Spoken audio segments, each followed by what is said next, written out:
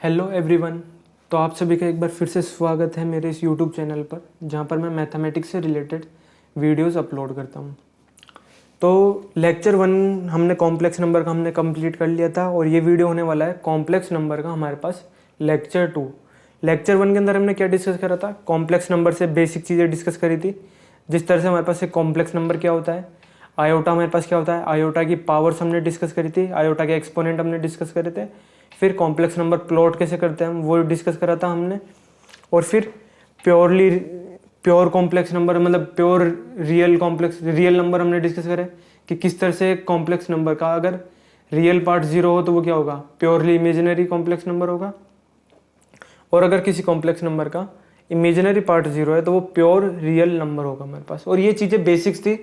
तो complex number का basic है, ये जो लेक्चर 1 था, ये चीज़ें आप सभी को मोस्टली पहले से पता होगी उस वीडियो में जो भी टॉपिक्स हमने डिस्कस करते हैं। तो मेन जो हमारी कॉम्प्लेक्स नंबर है ना, वो हमारा इस लेक्चर 2 से स्टार्ट हो रहा है अब। ठीक है, लेक्चर 1 में बेसिक्स था, अब लेक्चर 2 हम स्टार्ट कर रहे हैं। तो आज की इस वीडियो के अंदर हम 2 टॉपिक्स कवर करेंगे और ये वीडियो ज़्यादा लंबा नहीं होने वाला है, छोटा ही होने वाला है लेक्चर 2 हमारा, और बहुत आसान है इसे अगर आप समझोगे तो हम 2 पॉइंट डिस्कस करेंगे इसके अंदर, एलजेब्रा ऑफ कॉम्प्लेक्स नंबर, और दूसरा टॉपिक हम कवर करेंगे वो क्या है, इक्वेलिटी ऑफ कॉम्प्लेक्स नंबर। तो सबसे पहले हम स्टार्ट करते हैं एलजेब्रा ऑफ कॉम्प्लेक्स नंबर। अब एलजेब्रा ऑफ कॉम्प्लेक्स नंबर के अंदर जब भी मैं डिस्कस कर रहा हूँ तो मैंने क्या करा है, देखो अजम्पशन लिया है, Z1 और Z2 2 कॉम्प्लेक्स नंबर लिए हैं मैंने। Z1 हमारे पास क्या है, A प्लस आयोटा B है, और Z2 हमारे पास क्या है, P प्लस आयोटा Q है। तो जहाँ पर भी मैं आगे जितने भी डेरिवेशन करूँगा ना, इसके अंदर लगभग 3 से 4 पॉइंट है, मैं बता देता हूँ कितने पॉइंट है, एक्चुअली 6 पॉइंट्स है हमारे पास। तो इन 6 पॉइंट्स के अंदर हम ये जो एलजेब्रा ऑफ कॉम्प्लेक्स नंबर है ये हम 6 पॉइंट में डिस्कस करेंगे। और जहाँ पर भी मैं Z1 और Z2 यूज़ करूँ ना, तो आप समझ सकते हैं मैं Z1 क्या ले रहा हूँ, A प्लस आयोटा B, और Z2 मैं क्या ले रहा हूँ, P प्लस आयोटा Q। तो यहाँ पर मैंने स्टार्टिंग के अंदर ही लिख दिया, ये हमारे पास इंपॉर्टेंट अजम्पशन है, इसे आप फर्स्ट इक्वेशन नाम से भी आप समझ सकते हैं। Z1 हमारा क्या है, A प्लस आयोटा B, और Z2 हमारा क्या है, P प्लस आयोटा Q। तो Z1 का हमारा जो रियल पार्ट वो A है, Z1 का हमारे पास वो इमेजिनरी पार्ट B है, Z2 का रियल पार्ट P है, और Z2 का इमेजिनरी पार्ट Q है। Z1 A plus iota B और Z2 P plus iota Q। इसे आप ढंग से याद कर लें, ये आगे बहुत ज़्यादा इंपॉर्टेंट है, इसलिए मैं इसे बार बार रिपीट कर रहा हूँ। ठीक है, स्टार्टिंग का जो फर्स्ट पॉइंट है उसके अंदर ये चीज़ वैसे काम नहीं आने वाली है। तो देखो हमारे पास क्या है, सपोज कोई कॉम्प्लेक्स नंबर Z1 है, Z1 क्या है, A प्लस आयोटा B। तो किसी भी कॉम्प्लेक्स नंबर को मैं किसी स्केलर क्वांटिटी या किसी रियल नंबर से मैं अगर मल्टीप्लाई करूं, यहाँ K जो है ना, K हमारे पास क्या है, belongs to real number. K हमारा रियल नंबर है। K को अब ऐसा मत समझना K को कॉम्प्लेक्स ले लेते हैं, K हमारा यहाँ पर स्केलर रियल क्वांटिटी है। ठीक है, तो अगर मैं किसी भी कॉम्प्लेक्स नंबर को किसी रियल क्वांटिटी से मल्टीप्लाई करूँ तो वो क्या हो जाएगा, K times A plus iota B। तो मतलब क्या है, उसका जो रियल पार्ट है उसको K से मल्टीप्लाई कर दो, और जो इमेजिनरी पार्ट B है उसको भी K से मल्टीप्लाई करो। तो K मतलब K से अगर किसी भी कॉम्प्लेक्स नंबर को मल्टीप्लाई करेंगे तो उसकी जो रियल पार्ट और इमेजिनरी पार्ट है वो भी उस K से मल्टीप्लाई हो जाएंगे। यहाँ पर एक मैंने एग्जांपल लिया है, सपोज हमारे पास Z1 है, वो क्या है, 2 प्लस 3 आयोटा। फिर मैं कर रहा हूँ 2Z1 कर रहा हूँ मैं, तो देखो यहाँ 2 मैंने क्या लिया है, रियल नंबर लिया है एक। तो अगर आप 2Z1 करेंगे तो क्या हो जाएगा, ये 2 जो है ये 2 से मल्टीप्लाई हो जाएगा इस 2 से, तो 2 इंटू 2 4 हो जाएगा, और ये 2 इंटू 3 हमारा 6 हो जाएगा। तो सिंपली आप जैसे मल्टीप्लिकेशन करते हुए आ रहे हैं तो उस तरह से आप सिंपली ब्रैकेट को ओपन करके मल्टीप्लाई कर सकते हैं, Z की वैल्यू आप सिंपली पुट कर देते हैं। तो ये हमारा पहला पॉइंट था। यहाँ ये मैंने एग्जाम्पल लेके आपको बताया, इसलिए आपको ये थोड़ा समझ में आसान लग रहा होगा ये वाला पॉइंट। पर जब यहाँ पर वेरिएबल्स आ जाते हैं ना, देखो ये कोई वेरिएबल आ गया बड़ा सा और ये कोई बड़ा सा वेरिएबल आ गया, तो उस केस में आप चीज़ें कॉम्प्लेक्स हो जाती है, इसलिए मैंने एक सिंपल एग्जाम्पल से आपको बताया। नेक्स्ट पॉइंट हम लेते हैं, how to add 2 complex number. तो सपोज हम क्या कर रहे हैं, Z1 और Z2 को ऐड कर रहे हैं। Z1 हमारा A प्लस आयोटा B है और Z2 हमारा P प्लस आयोटा Q। तो इनको ऐड करेंगे तो क्या होगा, सिंपली Z1 की वैल्यू रखो A plus iota B, Z2 की वैल्यू रखो P प्लस आयोटा Q। फिर क्या करो, देखो ये जो रियल पार्ट है ना, A के अंदर P ऐड कर दो, रियल पार्ट में रियल पार्ट ऐड करो, मतलब Z1 का जो रियल पार्ट है उसमें Z2 का रियल पार्ट ऐड करो, और जो Z1 का कॉम्प्लेक्स पार्ट है, मतलब जो इमेजिनरी पार्ट है, उसमें Z2 का इमेजिनरी पार्ट ऐड करो। तो देखो A में P ऐड हो जाएगा तो A प्लस P हमारे पास आ जाएगा। ठीक है, नेक्स्ट क्या करो, देखो iota B plus iota Q आ रहा है, तो आयोटा को कॉमन ले लो, B प्लस Q हमारे पास आ गया। तो ये हमारे पास क्या हो गया, addition of two complex number. इसी तरह से आप क्या कर सकते हैं, subtraction of two complex number. Z1 में से Z2 सब्ट्रैक्ट करो तो A plus iota B minus P और ब्रैकेट में प्लस आयोटा Q। देखो यहाँ ब्रैकेट लगाना इंपॉर्टेंट है, कुछ स्टूडेंट्स ब्रैकेट नहीं लगाते तो क्या लिख देते हैं, minus P plus iota Q लिख देते हैं। फिर यहाँ कॉमन लेते हैं ना, तो जब यहाँ पर प्लस आ जाता है तो वो वैल्यू गलत हो जाती है। ब्रैकेट लगाना बहुत इंपॉर्टेंट है, क्योंकि यहाँ माइनस पूरा Z2 माइनस के अंदर आ रहा है हमारे पास। ठीक है, तो ये क्या हो गया, A plus iota B minus P minus iota Q। फिर क्या होगा, देखो इसका रियल पार्ट हमारे पास A है और इसका रियल पार्ट हमारे पास माइनस P है, तो क्या आ गया हमारे पास, A माइनस P आ गया। ये हमारा P है, इसको आप B मत समझ कर लेना, देखो B और P में अंतर है यहाँ पर। ठीक है, प्लस आयोटा हम कॉमन ले लेंगे यहाँ से, तो क्या आएगा यहाँ का B माइनस Q। तो ये हमारे पास subtraction of two complex number आ गया। अब समझो square of a complex number. Suppose हम किसी Z1 कॉम्प्लेक्स नंबर को उसी से मल्टीप्लाई कर देते हैं, तो ये क्या हो गया हमारे पास, Z1 का स्क्वायर हो गया। ठीक है, तो ये कैसे करेंगे, A प्लस आयोटा B को A प्लस आयोटा B से मल्टीप्लाई कर दो। तो सिंपल हम एलजेब्रा में जैसे सॉल्व करते हुए हैं, इसको आप कैसे भी लिख सकते हैं, A प्लस आयोटा B का whole square. A plus iota B को A प्लस आयोटा B से मल्टीप्लाई करा तो क्या हो गया, A प्लस आयोटा B का होल स्क्वायर। अब एलजेब्रा की आइडेंटिटी लगा दो, x प्लस वाई का होल स्क्वायर। तो देखो क्या हो गया, A स्क्वायर प्लस 2A और ये आयोटा B। तो A हो गया हमारे पास 2A और आयोटा B हो गया, और प्लस में लास्ट ये जो हमारा टर्म है आयोटा B, तो आयोटा B का होल स्क्वायर। फिर इसे देखो कैसे सोल्व करेंगे, A square as it is 2AB iota as it is, और ये वाला जो ब्रैकेट है ना, इसमें क्या हो जाएगा, आयोटा स्क्वायर B स्क्वायर। ये जो हम स्क्वायर ओपन करेंगे, मतलब जो ब्रैकेट ओपन करेंगे, तो iota square into B square हो जाएगा। और आयोटा स्क्वायर हमारे पास क्या होता है, -1 होता है। यहाँ मैं लिख देता हूँ आयोटा स्क्वायर हमारा -1 होता है। तो आयोटा स्क्वायर हमारे पास -1 आ गया, तो वैल्यू क्या आ गई, A square plus 2AB iota minus B square.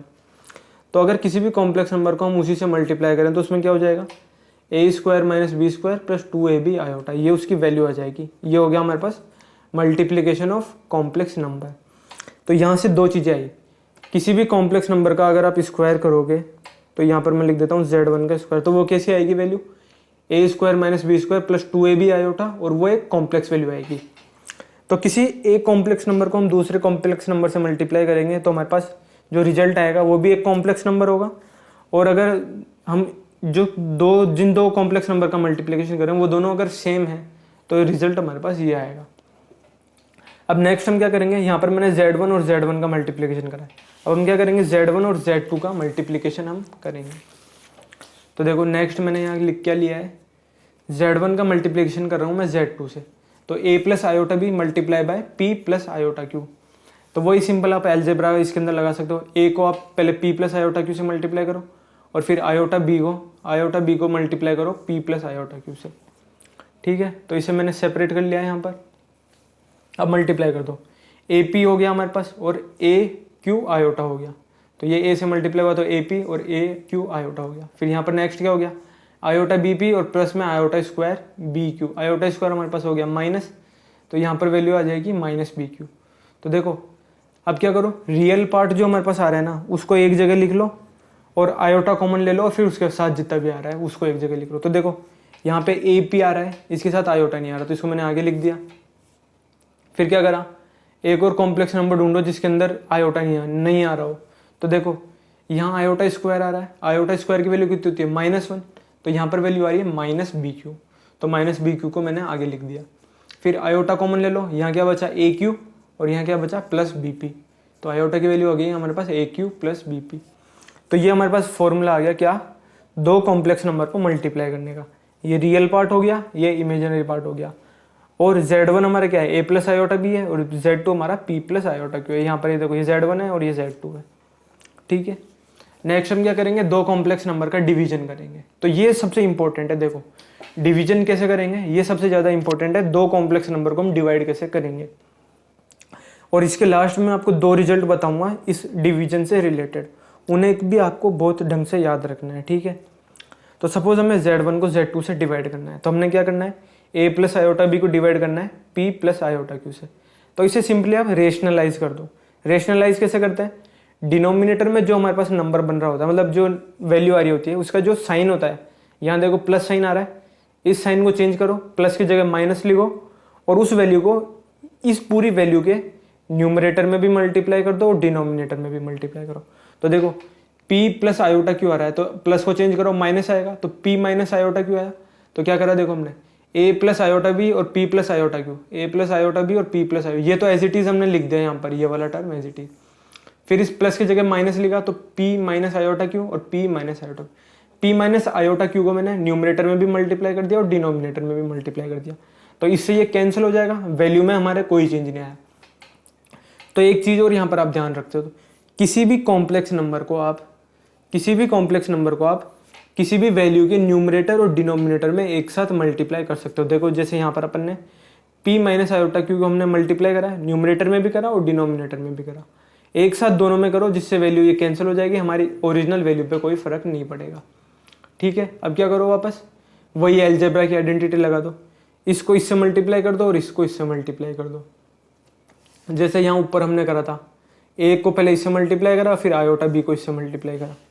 तो यहाँ पर आप जब इसे मल्टीप्लाई करेंगे तो देखो ऊपर क्या आएगा, A P plus B Q plus iota B P minus A Q. यहाँ देखो ऊपर का अगर रिजल्ट से आपको डायरेक्ट ये लिखना है ना, तो देखो यहाँ हमारे पास क्या था, प्लस आयोटा क्यू था, यहाँ क्या हो गया, माइनस आयोटा क्यू हो गया। ठीक है, तो जहाँ पर भी इसके अंदर है ना, इस वाले रिजल्ट के अंदर देखो यहाँ पर आयोटा क्यू था, तो क्यू जो है ना, क्यू, उस क्यू की जगह माइनस क्यू पुट कर दो। तो ठीक है, देखो यहाँ पर क्यू आ रहा है, इस क्यू की जगह माइनस क्यू पुट कर दो तो प्लस क्यू बी क्यू हो जाएगा, और इस क्यू की जगह माइनस क्यू पुट कर दो तो माइनस ए क्यू हो जाएगा।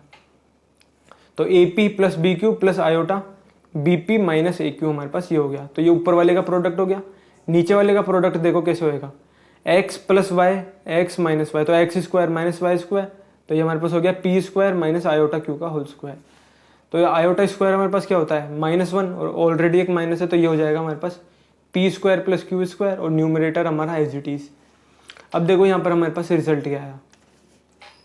अब ये जो P square plus Q square है ना, इसको क्या करो, इस रियल पार्ट ऊपर जो न्यूमरेटर में हमारा कॉम्प्लेक्स नंबर बन रहा है, ये capital X plus iota capital Y की फॉर्म में, तो इस पी स्क्वायर को हम क्या कर देते हैं, इस रियल पार्ट के डिनोमिनेटर में भी लिख देते हैं और इस इमेजिनरी पार्ट के डिनोमिनेटर में भी लिखते हैं।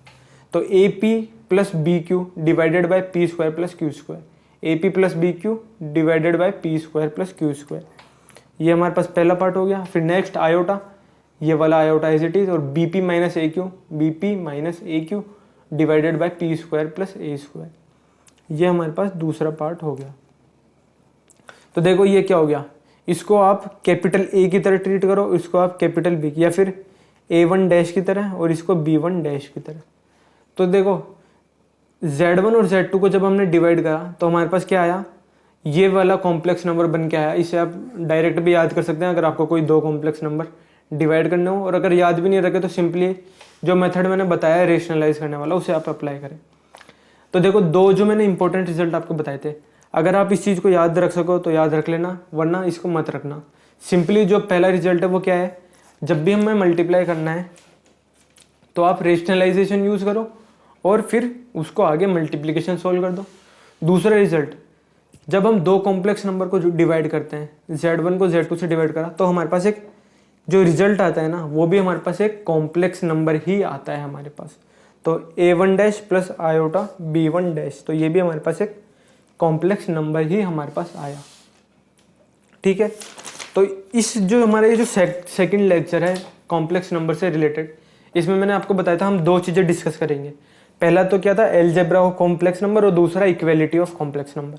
तो हमारा अलजेब्रा ऑफ कॉम्प्लेक्स नंबर तो डिस्कस हो गया, जहाँ पर हमने कॉम्प्लेक्स नंबर को किसी स्केलर से मल्टीप्लाई करा, फिर एडिशन देगा, सब्ट्रैक्शन देगा फिर उनका मल्टीप्लिकेशन देगा, स्क्वायर देगा और फिर डिवीजन देगा हमने। अब हम आ गए हैं इक्वेलिटी ऑफ कॉम्प्लेक्स नंबर। ये हमारा सेकंड टॉपिक है इस वीडियो का और सेकंड एंड लास्ट टॉपिक है हमारे पास। तो देखो सपोज हमारे पास Z1 एक कॉम्प्लेक्स नंबर है, वो किसी Z2 कॉम्प्लेक्स नंबर के बराबर है। तो Z1 को मैं मान लेता हूँ A प्लस आयोटा बी, और Z2 हमारा हो गया P प्लस आयोटा क्यू। ये मैंने आपको स्टार्टिंग में भी बताया था। अब हमें क्या चाहिए, Z1 हमारा Z2 के बराबर हो तो हमारे पास क्या कंडीशंस होनी चाहिए। तो जब भी हमारे पास दो कॉम्प्लेक्स नंबर हमारे पास बराबर होंगे तो उस केस में हम क्या करेंगे, देखो जो हमारा पहला कॉम्प्लेक्स नंबर है Z1, जो हमारा पहला कॉम्प्लेक्स नंबर Z1, उसका रियल पार्ट जो है, रियल पार्ट क्या है, जिसके साथ आयोटा नहीं आ रहा, वो किसके बराबर होना चाहिए, Z2 के रियल पार्ट के बराबर। मतलब A हमारा P के बराबर होना चाहिए और फिर आयोटा के मल्टीप्लाई में जो B आ रहा है वो इसमें जो आयोटा के साथ मल्टीप्लाई में Q आ रहा है उसके बराबर आना चाहिए। तो कंडीशन हमारे पास क्या आ गई, A हमारा P के बराबर होना चाहिए और B हमारा Q के बराबर होना चाहिए। तो ये दोनों कंडीशन अगर सेटिस्फाई हो रही है, A की वैल्यू P के वैल्यू के बराबर होनी चाहिए और B की वैल्यू Q के बराबर होनी चाहिए। अगर ये दोनों कंडीशन सेटिस्फाई हो गई तो हमारा Z1 और Z2 बराबर हो जाएगा। अगर मान लो A P के बराबर आ गया और B और Q अलग है तो हम क्या करेंगे, Z1 हमारा not is equal to Z2 होगा। ये दोनों कंडीशंस एक साथ सेटिस्फाई करनी चाहिए हमारी, ये वाली भी ट्रू होनी चाहिए और ये वाली भी ट्रू होनी चाहिए, जब भी हमारा Z1 और Z2 हमारे जो कॉम्प्लेक्स नंबर्स है वो इक्वल होंगे। तो इक्वलिटी ऑफ कॉम्प्लेक्स नंबर इतना बड़ा टॉपिक नहीं है, बहुत छोटा सा टॉपिक है, बस एक ये छोटा सा पॉइंट हमें यहाँ डिस्कस करना था। तो इसी के साथ हमारा लेक्चर 2 कॉम्प्लेक्स नंबर का खत्म होता है। अब लेक्चर 3 के अंदर हम क्या डिस्कस करने वाले हैं वो भी मैं आपको बता देता हूँ। उसके अंदर हम डिस्कस करेंगे आर्ग्यूमेंट की डेफिनेशन, मॉड्यूलस की डेफिनेशन और कॉन्जुगेट हमारा कॉम्प्लेक्स नंबर का क्या होता है। तो आर्ग्यूमेंट, मॉड्यूलस और कॉन्जुगेट हम लेक्चर 3 जो हमारा कॉम्प्लेक्स नंबर का होने वाला है उसमें डिस्कस करेंगे। तो आप लेक्चर 1 और लेक्चर 2, अगर आपने लेक्चर 1 आपने नहीं देखा तो आप लेक्चर 1 को देख सकते हैं।